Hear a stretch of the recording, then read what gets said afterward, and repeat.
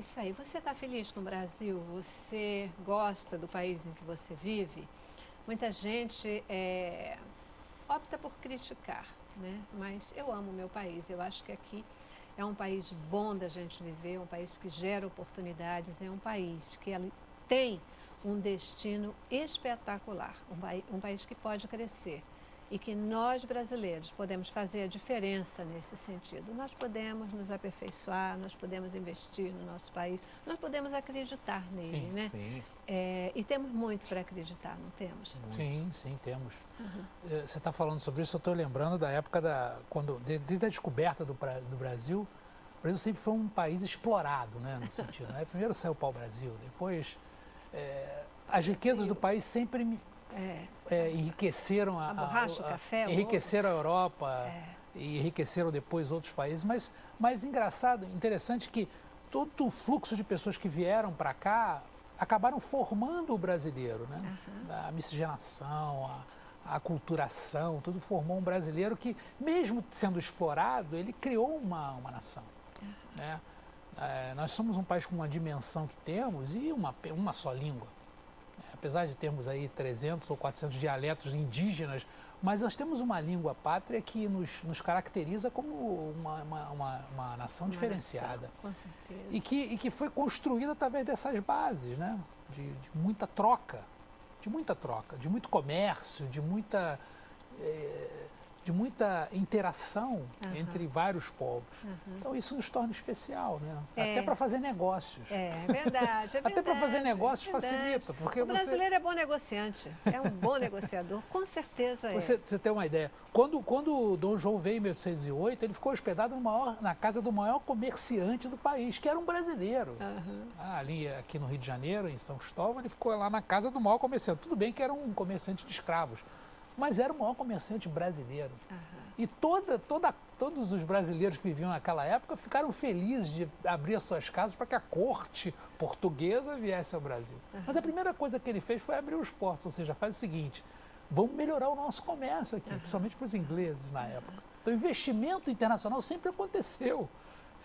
Sempre aconteceu, ou de uma forma ou de outra, sempre aconteceu. o importante é lembrar, e eu também acredito muito nesse país, a gente tem um potencial imenso, mas é importante a gente lembrar que em 2015 agora, a gente vai ter que ajustar as nossas contas. E aí toco novamente no ponto da gestão. Controle da inflação vai ser um ponto importante, porque é isso que traz credibilidade ao investidor. Sem dúvida. O investidor, ele olha a inflação, ele olha os gastos públicos, ele olha como o governo arrecada, ele olha a carga tributária, ele olha a infraestrutura, ele olha a governabilidade. Ele olha como arrecada, ele olha como gasta, Isso. né? Ele vai, é isso que dá O mais confiança. importante disso é que assim, não existe mais bobo nessa história, né? Nessa história econômica não existe mais bobo. Não existe um salvador da pátria também nessa história. Nós não vamos ter um presidente salvador da pátria. Sim. Mas o próximo presidente tem que fazer o dever de casa. E 2015 vai ser um ano em que, voltando aos preços administrados, eles sofrerão reajustes. Então a gente precisa voltar a controlar a inflação. Por que só 2015? Porque em ano de eleição, normalmente não se faz isso.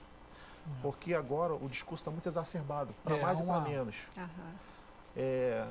Há uma demanda por preço que está a economia brasileira não está tão boa como se diz e não vai ter o fim trágico como também se diz. Assim, nem tanto céu, nem tanta terra. Né? Então, a questão principal é excluindo o debate político, que evidentemente se exacerba no ano eleitoral, o importante é se fazer o dever de casa em 2015. Por que essa questão dos brasileiros não confiarem? Quer dizer, também não é só a questão de não confiar, a gente tem uma percepção clara da qualidade do produto, dos preços. O nosso produto é muito caro. Como você falou, a gente produz aqui, o custo de produção, ele nem é um custo tão alto, mas a carga tributária, o produto para ele poder... o mesmo carro que é produzido no México e vem para cá, nos Estados Unidos ele custa 40%, 50% a menos. Mais barato, exatamente, né? E o brasileiro, ele continua indo para o exterior para fazer as suas compras. A classe média continua viajando muito, muito. Classe média, porque a classe alta já ia mesmo, né? Não, mas a classe agora média, a gente tem uma percepção, eu viajei há pouco tempo agora aos Estados Unidos e saí num voo de dia de semana e voltei num voo de dia de semana e o voo estava infinitamente lotado. E o pessoal comprando muito. E o governo aí retesando essas compras e querendo impedir essas compras. Mas o governo tenta impedir a compra lá fora, mas ele não faz nada para melhorar o preço aqui dentro. Como é que é esse jogo? Qual a visão de vocês? Essa sociedade do consumo que a gente convive hoje, ela vai pelo tato, pelo cheiro, pelo visual. E eu acredito que ou na Europa, ou nos Estados Unidos, ou até no Paraguai, até aqui mesmo, você sai e faz compras. Compra o mesmo produto com uma qualidade superior ou igual, ou pagando 30%, 40% a menos. Então, quando você faz a conta da passagem, vale a pena. Vale a pena você ir lá, às vezes, fazer uma compra para um chá de bebê, para sua casa e trazer e correr o risco até de pagar um imposto.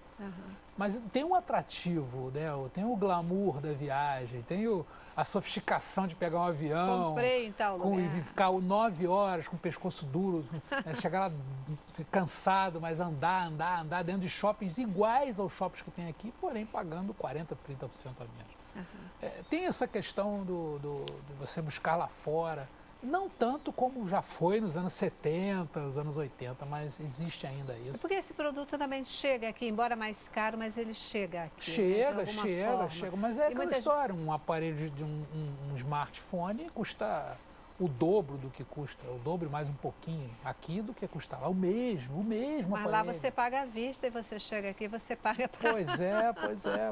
Parcelado, isso viabiliza a compra. Quais são os setores do Brasil que têm mais atraído investimentos? Olha, a área de energia atrai bastante investimento, telecomunicações... Energia e petróleo, telecomunicações, construções de grande porte, como as refinarias que estão sendo feitas no país. O grande problema com relação ao investimento ainda no Brasil, que a gente precisa também resolver, é essa participação quase que majoritária do Estado. É um investimento público. O Estado é o maior financiador da economia brasileira hoje. É impressionante isso. Há muitos anos é assim, desde os anos 50 é assim. Às vezes varia um pouco a mais estrangeiro, mas... Talvez uma política mais acertada seria assim, o Estado preparar o solo, né, das bases, e através de contratos, evidentemente, que não podem ser rompidos, e evidentemente isso vem através do papel da democracia e da legislação vigente, e aí preparar todo o solo para que o capital privado entre de fato e faça o que realmente está no seu skill.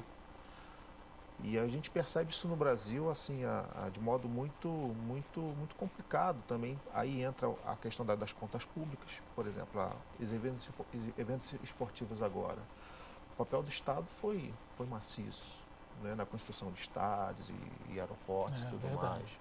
Os gastos públicos foram enormes. Você não teve. Você teve e muito superiores aos planejados. Sem dúvida. Você não teve uma participação efetiva do capital privado nesse processo. E nesses aspectos a gente tem a questão de que o investimento ele é feito com um propósito que de repente parece que não é alcançado, em detrimento de necessidades do país, né? A gente entende a exposição do Brasil, a gente entende a necessidade dessa exposição do Brasil para o mundo como um todo, né? Para atrair os investimentos. Mas a gente entende também a necessidade de um olhar dos nossos governantes para as necessidades do povo brasileiro. Necessidade. Né? E que elas estão aí gritando e gritando de uma maneira absolutamente forte. Vocês sabem, eu esse fim de semana ouvi um comentário de que eu estava numa reunião e um executivo estava comentando que grande parte da hotelaria brasileira ela já está quase metade fechada para o carnaval. mas não para o Réveillon. Por exemplo, aqui no Rio de Janeiro, como seria de se esperar, né? E tudo isso reflexo da Copa do Mundo. Reflexo da Copa do Mundo, da vinda dos estrangeiros para cá, da afetividade do brasileiro e tal. Quem viria no Réveillon já veio na Copa e não vai gastar de novo para de novo para vir no Réveillon e vai vir no Carnaval. Mas tem uma nota triste nessa história, né? Mas que eu quero colocar aqui, especialmente pelo nosso público, porque é um ponto de atenção. Muita gente vindo para cá por causa da facilidade dos programas, por facilidade da gandaia no Brasil, para ser da festa, né? Mas da festa da carne, da festa popular, da libertinagem do Brasil, né? Essa imagem ainda se vende. Essa imagem é uma imagem que se vende. E, infelizmente, muitos investimentos são feitos nesse sentido. A gente tem que ficar feliz, porque o Brasil ainda é um destino para o estrangeiro. Mas a gente tem que tomar cuidado com que destino ele está buscando aqui, né? As nossas crianças... Qual é a finalidade? As nossas crianças que não podem ser atrativo sexual, o nosso povo que não pode ser vendido como escravo, né? Fazendo um caminho inverso nessa história toda. Que o Brasil ele possa realmente ser um país de bênção, que ele possa ser um país transformador e que a gente possa usar aquilo que vocês falaram aqui, né? Do potencial do povo brasileiro para transformar esse país, né? Para fazer dele uma terra firme e sólida. Que coisa boa. A gente vai para o nosso último intervalo e eu volto já já para as considerações finais de vocês. Confiança de vocês no Brasil. Afinal de contas, os internos confiam na estabilidade econômica, os de fora confiam na possibilidade de crescimento. E nós aqui confiamos, nesse ponto de vista econômico, confiamos em quê? Em que precisamos confiar? Intervalo.